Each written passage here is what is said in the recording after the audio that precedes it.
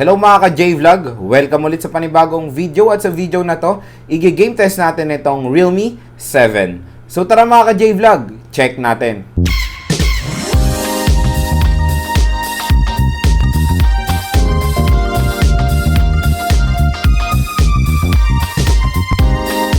Shoutout kay Justin Tamandong, kay Andre Jan Jeronimo, kay Jude De Guzman, kay Jan Abanilla, kay Joshua at kay JR Peña. Maraming salamat mga ka-J-Vlog sa suporta. So bago tayo mag-start, ito pala yung specifications si Realme 7. Sa OS, out of the box, meron siyang Android 10 with Realme UI. Meron siyang MediaTek Helio G95 na chipset.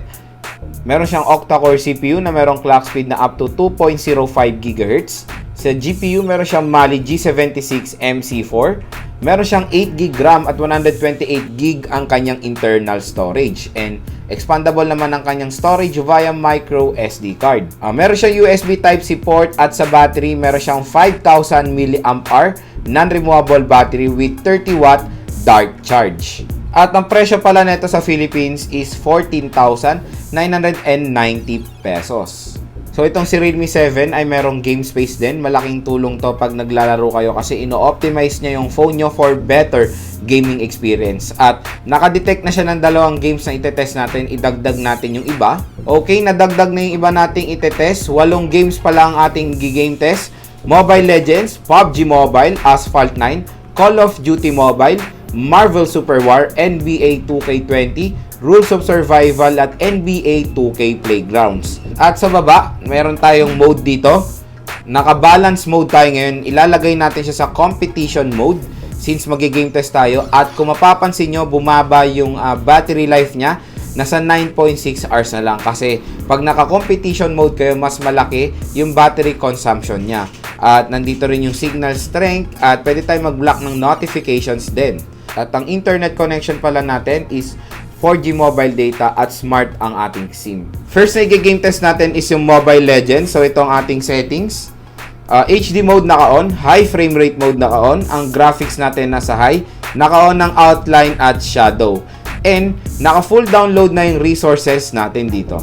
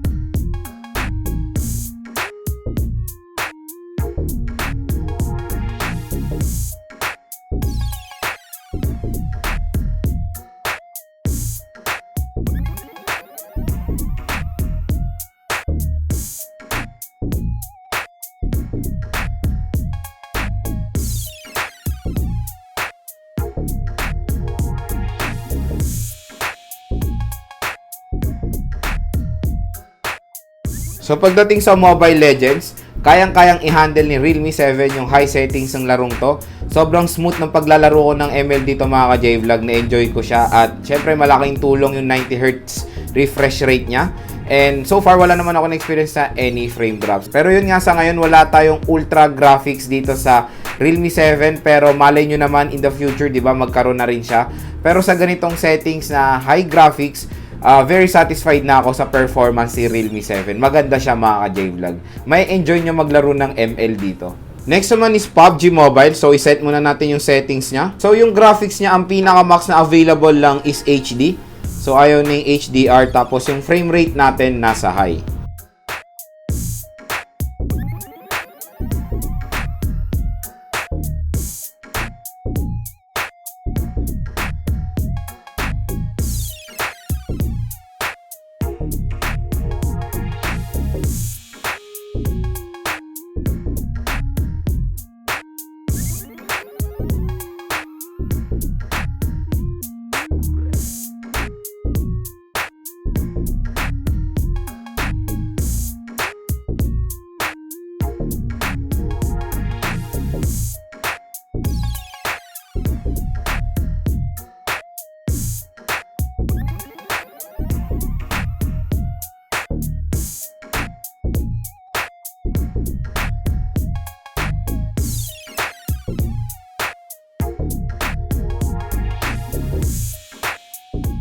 So, pagdating dito sa PUBG Mobile, playable na playable din siya. Dito sa Realme 7, smooth din ang ating gaming experience mga ka-J-Vlog, and wala tayong na-experience na any frame drop so far. So, maganda rin maglaro ng PUBG Mobile dito sa Realme 7 in high setting. Next naman is Rules of Survival. So, set natin yung settings niya. Ang graphics natin, excellent, at FPS Ultra. So, ito yung pinaka-max na settings ng Rules of Survival. Tingnan natin kung kaya ni Realme 7 to.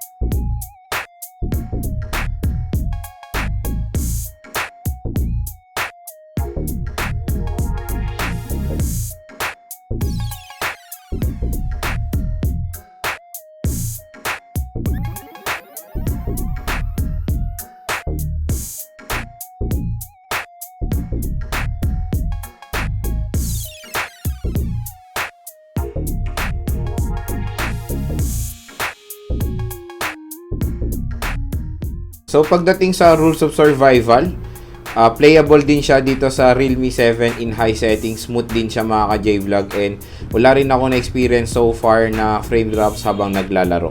Napaganda talaga ng gaming experience yung pag sinet nyo sa high settings yung laro. Ayan, di ba? Very detailed.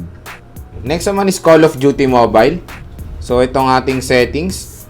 Graphic quality very high, tapos frame rate high.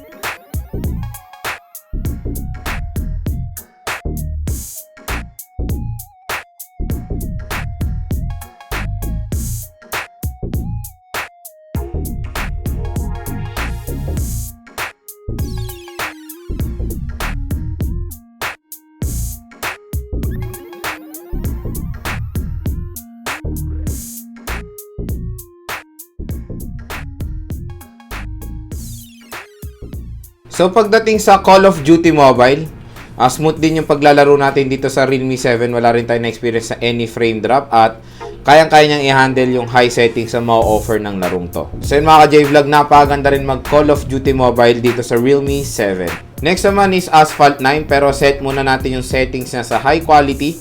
Tingnan natin kung kaya ni Realme 7. So, yan, high quality, at magre-restart to. Okay, nakaset na siya sa high quality setting.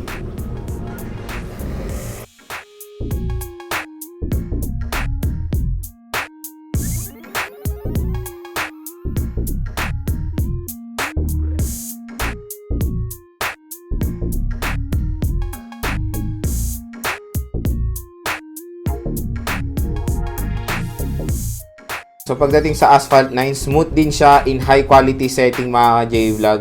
Okay din yung paglalaro natin, at wala rin tayo na experience na any frame drop. So, maganda rin maglaro ng Asphalt 9 dito sa Realme 7. Next naman is NBA 2K Playgrounds.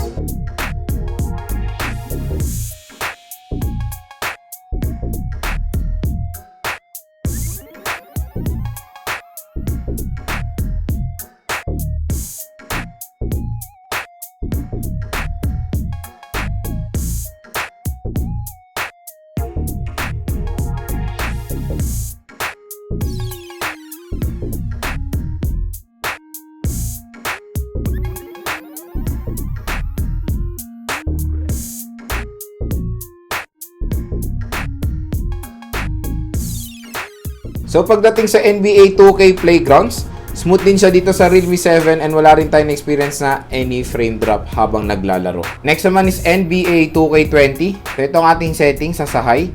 Paniguradong kayang-kayang i-handle ni Realme 7 to.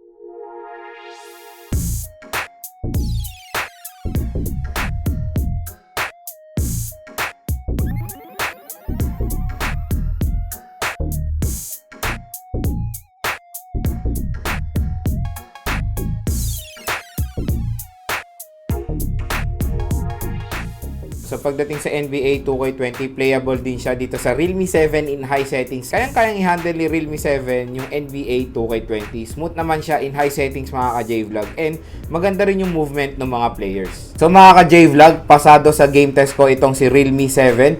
Lahat ng tinest kong heavy games ay nakaya niya in high settings at smooth naman yung paglalaro ko dito.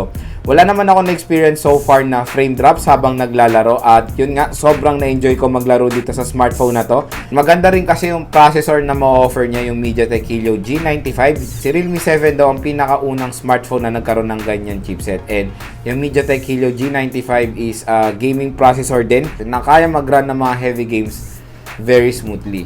At sobrang laking tulong talaga ng 90Hz refresh rate pagdating sa gaming at na-experience ko yan mga ka-J-Vlog. Mas nagiging smooth pa yung nilalaro natin dito and mas responsive yung pag-touch natin dito sa screen. And itero nyo pa yung malaking battery capacity niya, mataas na RAM at internal storage. So yun mga ka-J-Vlog, kung naghahanap kayo ngayon ng mid-range phone na kaya mag-run ng mga heavy games very smoothly, consider nyo na rin tong si Realme 7.